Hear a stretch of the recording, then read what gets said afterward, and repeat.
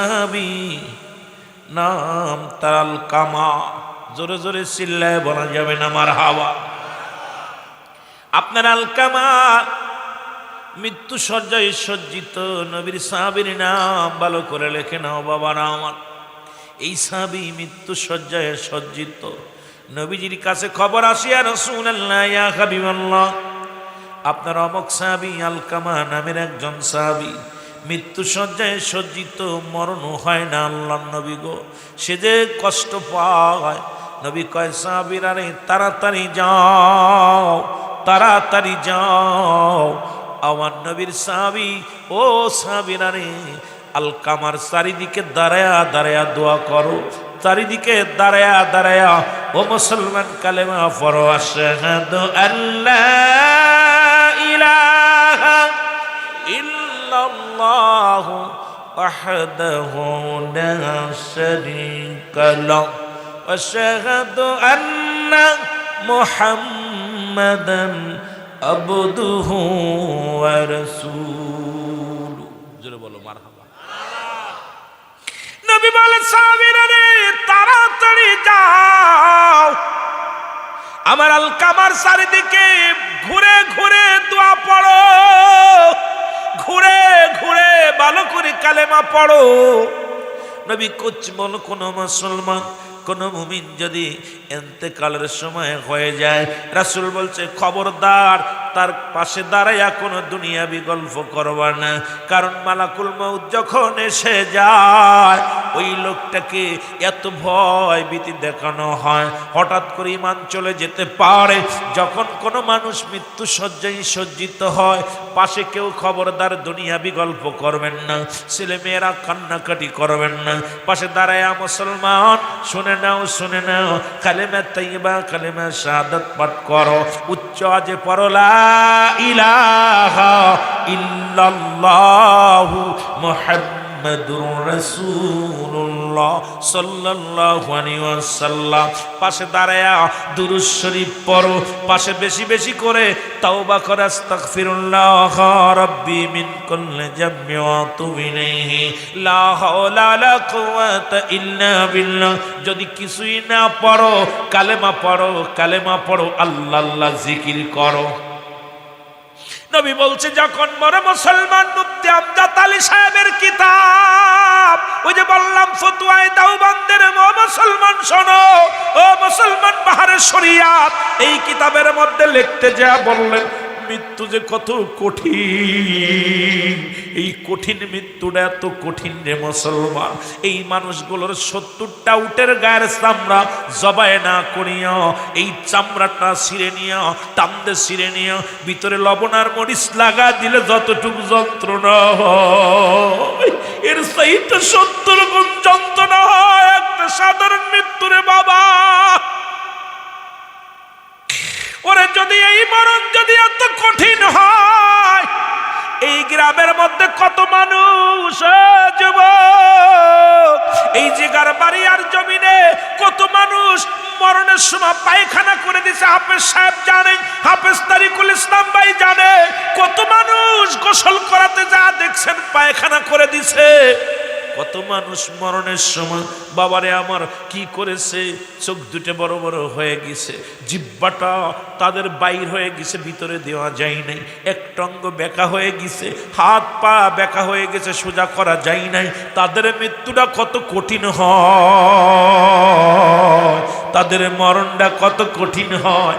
এই চিন্তা যদি কোনো মানুষের ভিতর আসে রে, এই মানুষটা তো ভুলেও অন্যায় করতে পারে না, কারণ এই দুনিয়া ছেড়ে চলে যেতে হবে, এই দুনিয়া থাকার জায়গা না। জোরে বলেন ঠিক কিনা?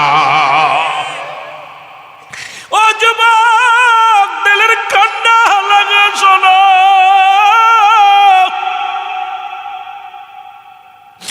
আমার নবী বললেন সাহাবীরা রে আমার আলকামার চারিদিকে দাঁড়ায়া দাঁড়ায়া দোয়া করো, ইস্তেগফার করো, কালেমা পড়ো। সাহাবীরা সারাদিন ভরে দোয়া দুরূদ পড়তে লাগলেন। সন্ধ্যা আগে ঘনিয়ে আসলো, দৌড়ে আসলেন নবীর সাহাবীরা, বলি ইয়া রাসূলুল্লাহ, ইয়া হাবিবাল্লাহ, আপনার আলকামার মৃত্যু হয় নাই, ওই মরণ যন্ত্রণাও দূর হয় নাই। দেখবেন কত বাবা মা ঘরে পড়ে আছে, আইরে ভিতর থেকে প্রাণ পাখি অঙ্গ প্রত্যঙ্গ সব মরে গেছে, শুধু জানটা বুকের মধ্যে আছে, দরপর দরপর করে, কত না চোখটা বড় করে তাকায় আছে, মুখটা হা করে তাকায় আছে। রে মুসলমান, ওই মৃত্যুকালে তামাম পৃথিবীর পানি যদি রে ওই মৃত্যু ব্যক্তির গালের মধ্যে দেয়া যায়, তৃষ্ণা নিবারণ হবে না, এত কষ্ট দেয়া হয় রে। ও যুবক, আল্লাহর নবী বলেন সাহাবীরা কি শুনাইলাম? বলি ইয়া রাসূলুল্লাহ, ইয়া হাবিবাল্লাহ, আমরা সারা দিন ভরে ভরে নবী গো আপনার সাহাবীর চারিদিকে দাঁড়ায়া দাঁড়ায়া ঘুরে ঘুরে দোয়া পড়েছি, মৃত্যুবরণ করে নাই, মৃত্যু যন্ত্রণাও লাঘব হয় না। আল্লাহর নবী দৌড়ে গেলেন, এ হাত উঠা দিয়ে বলে রব্বি কারীম,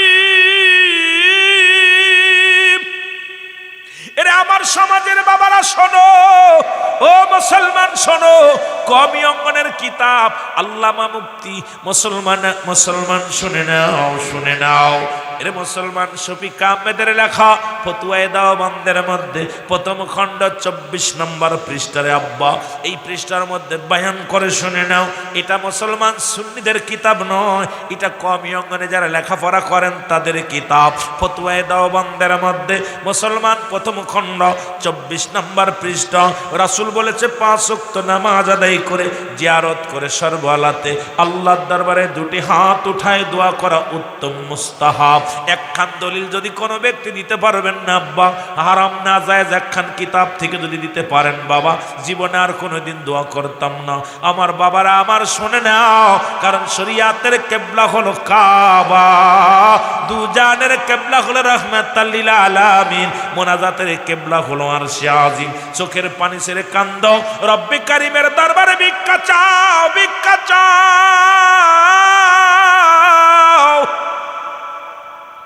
এর রব্বে কারীম এই দুনিয়ার মধ্যে সহায়, আমরা অসহায়, আল্লাহ হলো সহায়, আমরা অসহায়, আল্লাহ হলো সবল, আমরা দুর্বল। জোরে বলেন ঠিক, আমরা কি দুর্বল, আল্লাহ সবল। আল্লাহ হলো সহায়, আমরা অসহায়। এই অসহায় মানুষ হয়ে এত অহংকার কিসের রে বাবা, এত বাড়াবাড়ি কিসের রে বাবা? শুনে নাও, রাসূলুল্লাহ হাত উঠায়া দিলেন, আমার আল্লাহ ডাক দিয়ে কয় জিবরিল তাড়াতাড়ি যাও, আমার হাবিবকে বলে দাও আজকে যেন হাতটা নামায় ফেলে, আমি আল্লাহ রাব্বুল আলামিন আজকের দোয়া আমি কবুল করতে পারবো না। নবীজির দোয়া যদি কবুল না হয় তাহলে আপনার অবস্থা কি তা হইতো রে ভাই? আজকে হাতটা নামায় ফেলেন, কবুল হবে না। রব্বুল আলামিনের হাবিব আমার নবী রাহমাতুল লিল আলামিন ডাক দিয়ে বলে, জিবরিল রে কিসের জন্য আমি হাত নামাইবো বলো? বলি ইয়া রাসূলুল্লাহ, ইয়া হাবিবাল্লাহ, আপনি যার জন্য দোয়া করেন এই দুনিয়ার মধ্যে মা জননী এখনো জিন্দা। ওরে মা বাবার কথা মতো যে জন চলে না, বলো মা বাবার কথা মতো আল্লাহ নবীর দয়া তারা পাবি না বাইরে, আল্লাহ নবীর দয়া। মা বাবা তোর অতি আপন, তাদেরকে কর যতন, মা বাবা তোর অতি আপন। ওর মার কলিজায় দুঃখ দিলে আল্লাহ সহে না, ওগো বাবার মনে কষ্ট দিলে আল্লাহ সহে না, আল্লাহ নবীর দয়া তারা পাবি না বাইরে, আল্লাহ। এ দুনিয়ার মুসলমান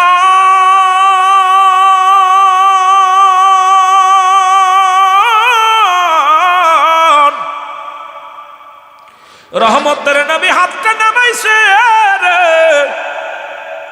নবী আমার হাতটা নামাইয়া এক দড়ি দৌড়াইয়া আলকামার বাড়িতে নবী চলে গেছে, যা সালাম দা, আসসালামু আলাইকুম ইয়া আলাল বাইত, আসসালামু আলাইকুম ইয়া আলাল বাইত। ভিতর থেকে আওয়াজ, আলাইকুম আসসালাম। কে গো? আমার নবী কয়, ও মা আলকামার মা, আমি রহমতের নবী, রাহমাতাল লিল আলামিন। এর মা দুঃখিনী ডাকতে বলে, আব্দুল্লাহর বেটা মুহাম্মদ, নবী মুহাম্মদুর রাসূলুল্লাহ সাল্লাল্লাহু আলাইহি ওয়াসাল্লাম, নবী গো আপনি আমার বাড়িতে আছেন? নবী কয়, মা গো আমি আসছি, আগে জানতে চাই আমার আলকামা কি দুনিয়ার মধ্যে কোনো অপরাধ করেছে গো মা? মা গো আপনি হলেন গর্ভধারিণী মা, আপনার কাছে জানতে চাই আমার আলকামার কোনো অপরাধ আছে কি দুনিয়ার মধ্যে? মা ডাক দেখায়, বাবা মুহাম্মদ, আমার আলকামা জীবনে এক রাকাত নামাজ ছাড়ে নাই, আমার আলকামা কোনোদিন কাউকে একটা গালি দেয় নাই, আমার আলকামা কারোর সঙ্গে দুর্ব্যবহার করে নাই, আমার আলকামা জীবনে একটা রোজা ছাড়ে নাই, আমার আলকামা জীবনে একটা অপরাধ করে নাই। আমার নবী কয়, মা গো তাহলে এত মৃত্যু যন্ত্রণা, এত কষ্ট হয়, আমার আলকামা তো মরণ যন্ত্রণায় ছটফট করে গো মা, আমার আলকামার জানটাও বাইর হয় না, আবার জিন্দাও রয় না, আমার আলকামা এত কষ্ট পায় মা। ও মা তুমি আমার আলকামারে ক্ষমা করে দাও, যদি কোনো অপরাধ করে থাক ক্ষমা করে দাও। এর মা দুঃখিনী ডাকতে বলে, নবী মুহাম্মদ,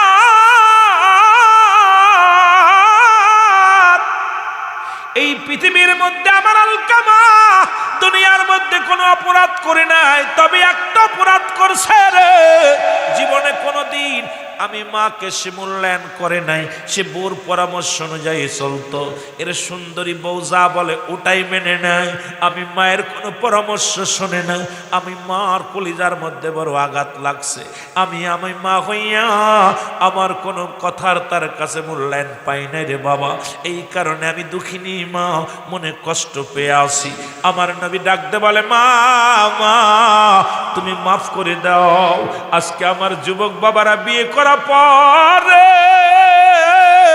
ওই সুন্দরী বউ পায়া মা বাবার আলাদা করে দিছ, এই বুড়া বয়সে মা রান্না করে খায়, বাবা কত কষ্ট করে ইনকাম করে বাবা, তোমরাও যেদিন বুড়া হয়ে যাবা, তোমাদের আব্বা মা যেদিন তোমাদেরকে এইরকম তোমার সন্তান তোমার এইরকম বৃদ্ধ করে আলাদা করে দিবে, তখন চোখের পানিগুলো বড় বেড়ে যাব। ও যুবক, আমার নবী কয়, মা মা গো তুমি আমার আলকামারে ক্ষমা করে দাও।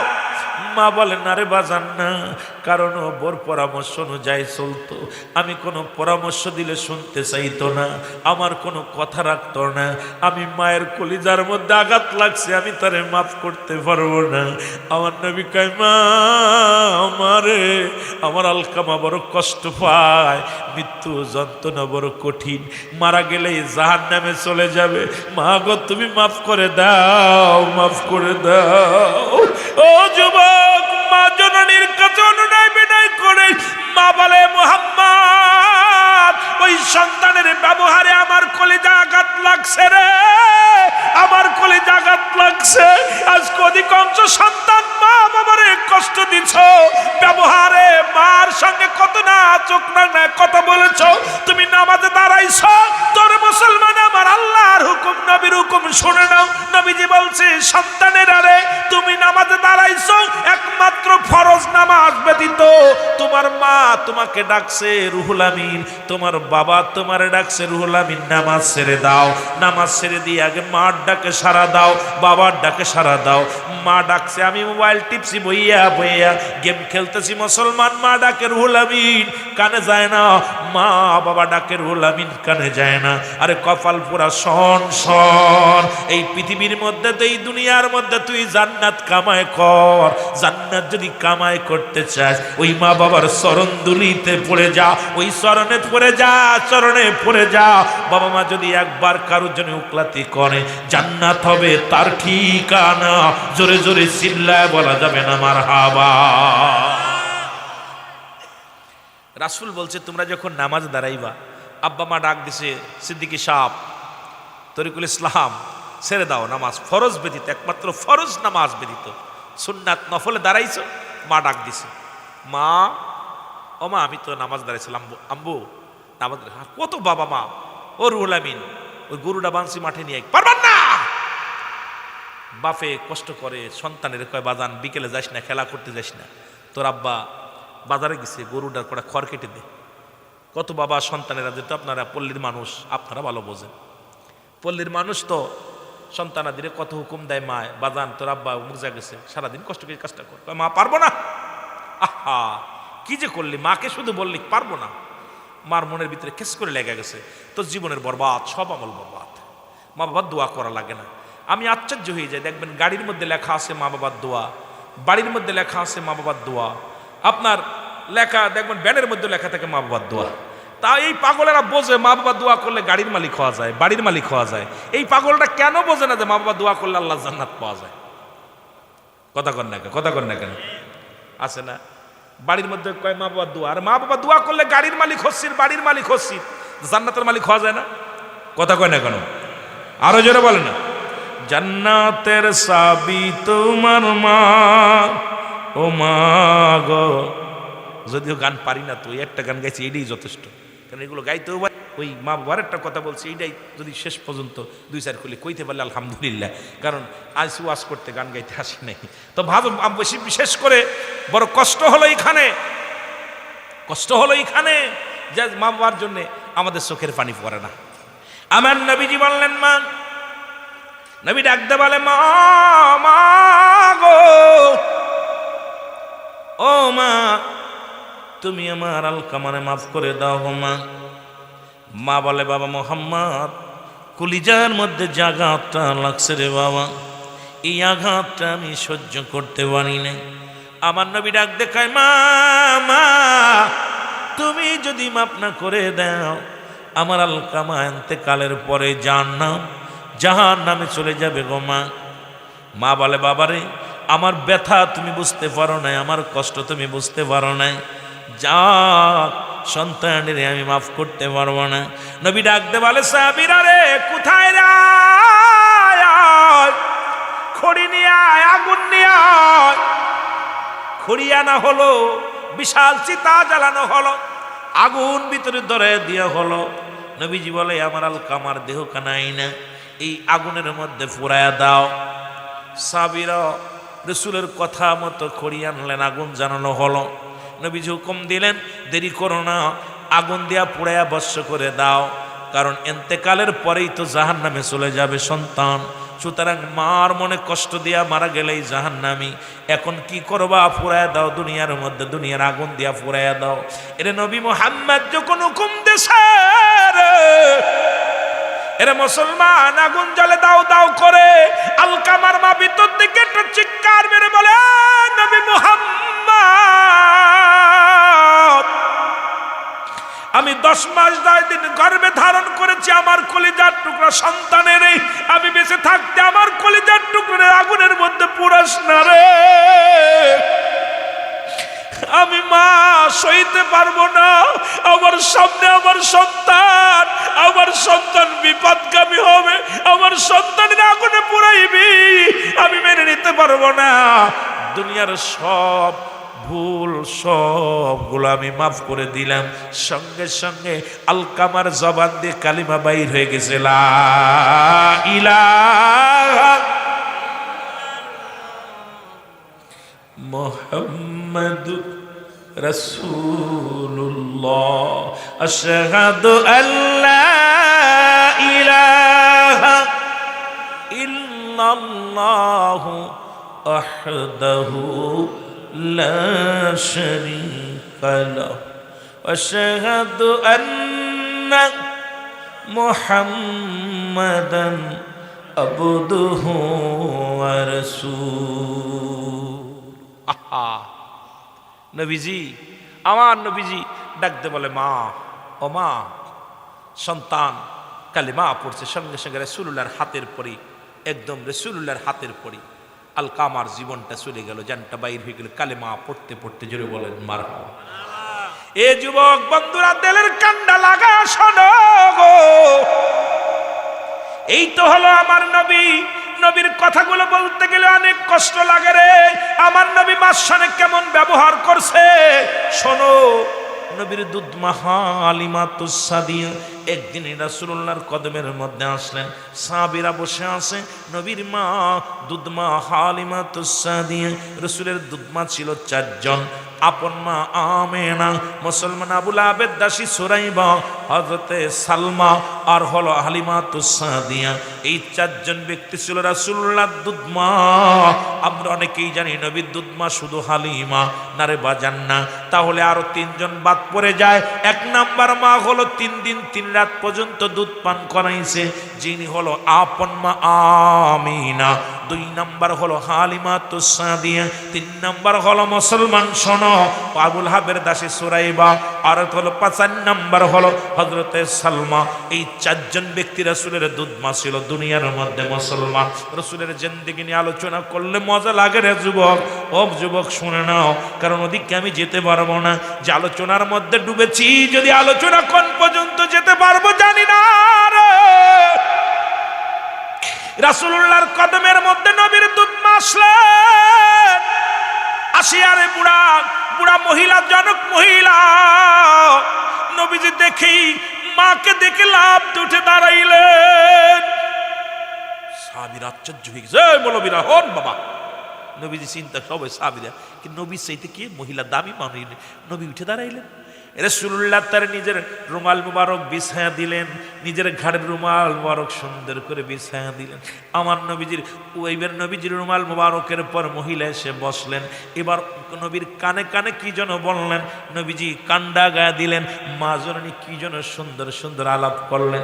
সাহাবীরা দূর থেকে তাকায় তাকায় দেখতেছে নবীর সঙ্গে মহিলা, জনক মহিলা কি যেন আলাপ করে। আমার নবীজির এবার উঠার সময় মা হালিমাতুস সাদিয়া উরতের পর হাত দিয়ে উঠলেন। এবার নবী যতক্ষণ পর্যন্ত হালিমাতুস সাদিয়া চোখের আড়াল না হলো, রাসূলুল্লাহ তাকায়া তাকায়া দূর থেকে চোখের পানিগুলো সেরে সেরে কাঁদতে লাগলো। নবীর চোখের পানিগুলো জমিনের মধ্যে পড়ে।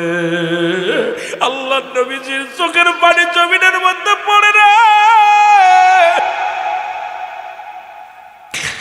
এইবার সাহাবীরা বলে, ইয়া রাসূলুল্লাহ, ইয়া হাবিবাল্লাহ, নবী গো নবী, কে এই মহিলা, তার সম্মানে আপনি আপনার গাড়ির রুমাল মুবারক বিছায়া দিলেন, আপনার কানে কানে কথা বললো, আবার তার ইজ্জতে আপনি দাঁড়ায় রইলেন। এ যুবক বাবারা, তার ইজ্জতে আপনি দাঁড়ায় রইলেন। আমার নবী কাদের বলে, সাহাবীরা রে, ওরে আমার গায়ের যদি চামড়া কেটে জুতা বানায় দিতে পারতাম রে।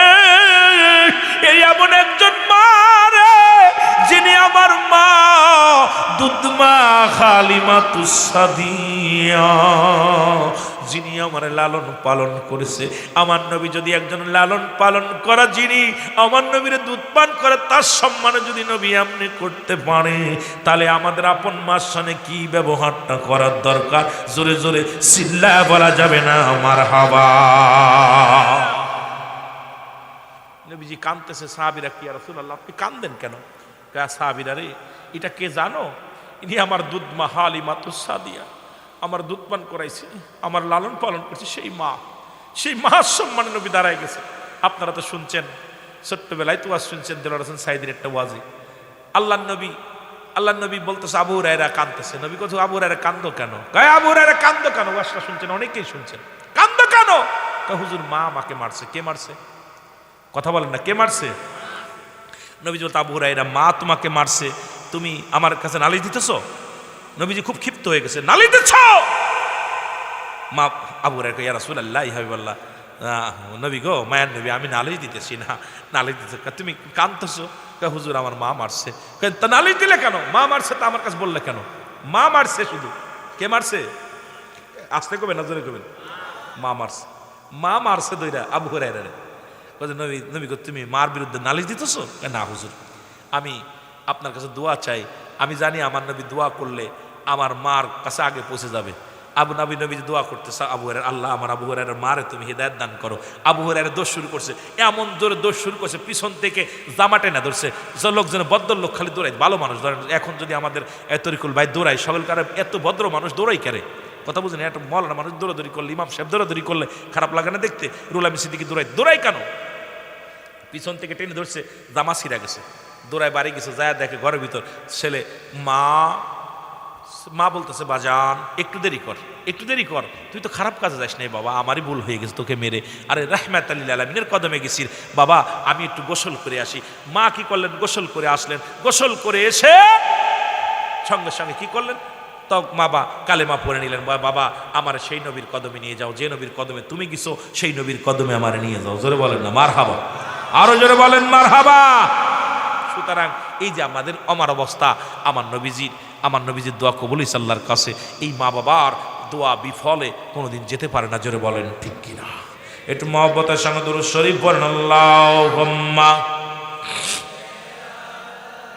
জোরে জোরে। ওয়ালা আলি সাইয়্যিদিনা, আরো জোরে বলেন আল্লাহুম্মা,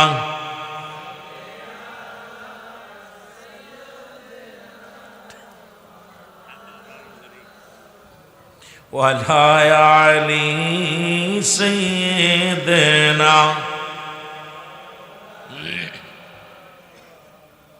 এ ভাইরা আমার, বন্ধুরা আমার, গভীর মনোযোগ, যে কথাগুলো বলি দিলের কান্ডা লাগা শুনে নাও বাবারা আমার। কথাগুলো না বললে নয়, কারণ এই জীবন নয়, এমন একটা জীবন আসবে যে দেশে গেলে মানুষের বিচার হয়, যে দেশে গেলে মানুষের হিসাব হয়, যে দেশে গেলে মানুষ আর কোনোদিন ফিরে আসে না, সেই দেশটার নাম হলো কবর দেশ। জোরে বলেন ঠিক কিনা? বন্ধুগণ আমার, এই পিতা মাতার কথাগুলো বলতে গেলে অনেক আলোচনা এসে যায়, শুধু আলোচনা এসে যায়। মুসলমান শুনে নাও, একজন আল্লাহর ওলি, নাম হলো জুরাইস। নাম কি? জোরে বলেন নাম কি? জুরাইস। ও তো গেল আল্লাহর নবীর সাহাবী। এবার গেল একজন আল্লাহর ওলি, মুসলমান জগৎ বিখ্যাত একজন আল্লাহর ওলি, নাম হলো তার জুরাইস। মা প্রতিদিন মানুষ চক্ষু আড়ালে বইয়া বইয়া জিকির করে, বইয়া আল্লাহর জিকির করে, মানুষকে জানতে দেয় না, আর সারা রাত ভরে ইবাদত বন্দেগীর মধ্যে থাকে। একদিন মা জননী দরজায় দাঁড়ায় বলে, জুরাইস, ও বাবা জুরাইস বলে 3টা ডাক দিলেন। মা ডাকছে, সন্তান নামাজের মধ্যে দাঁড়া আছে, চিন্তা করে আমি আল্লাহর ইবাদত করি, মা ডাক দিছে, মার কথা কেয়ার করে নাই। মার জবান দিয়ে বাইরে গেছে, বাবা তুই আমল করতে করতে আউলিয়া হয়ে যাবি, তবে জিনাকারী হইয়া মৃত্যুবরণ করবি। জোরে জোরে চিল্লা বলা যাবে না আল্লাহু আকবার। খুব খেয়াল করবেন। জুরাইস কি করলেন? খালি দোয়া করলেন জুরাইসের জন্য। এবার জুরাইস পৃথিবীর মধ্যে জগৎ বিখ্যাত একজন আল্লাহর ওলি হয়ে গেল, কিন্তু যে মার দোয়া লেগে রইছে, দলে দলে মানুষ তার কদমে আসতে লাগলো, দলে দলে এসে কালেমা পড়ে মুসলমান হতে লাগলো। জুরাইসের দলভুক্ত হয়ে গেল, বায়াত গ্রহণ করা শুরু করলো। ওই দেশের যিনি রাষ্ট্রপতি, প্রধানমন্ত্রী, উনি চিন্তা করেন, হুজুর যেভাবে মানুষগুলো পাগল করা শুরু করলো, দিনে দিনে আমার দলে লোক থাকবে না, হুজুরের দলে চলে যাবে। এইভাবে কোনভাবে হুজুরকে বিতাড়িত করা যায়, দেশছাড়া করা যায়, যে চিন্তা কল্পনা করা শুরু করলো, হঠাৎ করে মুসলমান শুনে নাও, এক মহিলাকে, সুন্দরী এক মহিলাকে ডাকলেন। মহিলাকে ডাক দেওয়ালেন, তুমি যে কোনো কৌশলে পারো এই জুরাইসকে দেশছাড়া করতে হবে, তোমার একটা যে কোনো উপায় চলে কৌশলেকে দেশছাড়া করা লাগবে। এইবার রাখালকে ডাক দিলেন, রাখাল রে, ও মুসলমান রাখাল, আয়া তুমি একটা কথা শুনে নাও, কারণ তুমি একটা কাজ করবা, সেটা হলো এই সুন্দরী নারীর সঙ্গে জিনা করবা, এর গর্ভে সন্তান দিবা, আর এই সন্তানের দায়ভার জুরাইনের উপরে পৌঁছায় দিবা। আর আমি জুরাইজকে ডেকে দিবালায় তারে ফাঁসি দিয়ে দিব, মৃত্যুদণ্ড দিয়ে দিব। ও মুসলমান শুনে নেন, যে কথা সেই কাজ। এবার জুরাইজ এই মুসলমান এমন ভাবে নির্জনে আল্লাহ জিকির করে, একটা মানুষজন কোনো মানুষজন যায় না, এইবারে একটা ঘরে বইয়া বইয়া মাওলা জিকির করে, ইল্লাল্লাহু ইল্লাল্লাহ লা ইলাহা, আরো জোরে বলেন ইল্লাল্লাহু লা ইলাহা। এ দুনিয়ার মুসলমান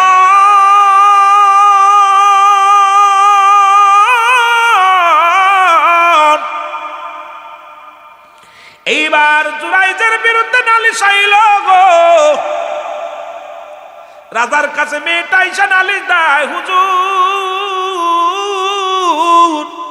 সর্বনাশ, আপনারা তো হুজুরের ভালো মানুষ মনে করেন, জুরাইজরে বড় আল্লাহর ওলি বানাইছেন। শুনে নেন, আমি এখন বিয়ের দাবিতে আছি, ওই জুরাইজ যদি আমাকে বিয়ে না করে আমার আত্মহত্যা করা ছাড়া কোনো পথ নাই। রাজা কয় কি হয়েছে? হাজার মানুষের সামনে, উজিরের সামনে বলে, হুজুর জুরাইজ আমার সঙ্গে অপকর্ম করছে, জিনা করছে, করি আমার পেটে বাচ্চা, এই বাচ্চার স্বীকৃতি এখন চায়। জুরাইজ জন্য এই বাচ্চার স্বীকৃতিটা আমারে দিয়ে দেয়, খুব লক্ষ্য করবেন বাবারা।